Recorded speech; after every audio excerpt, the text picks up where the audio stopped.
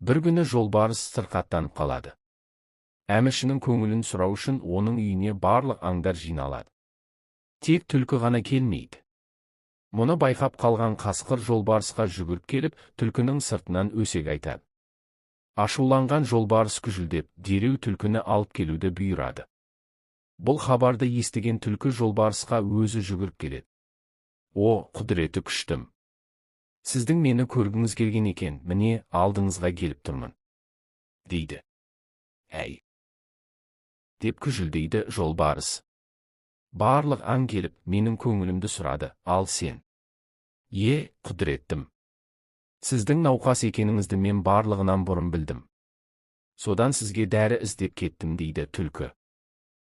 Солай ма? Деп жолбарыс сабасына түседі.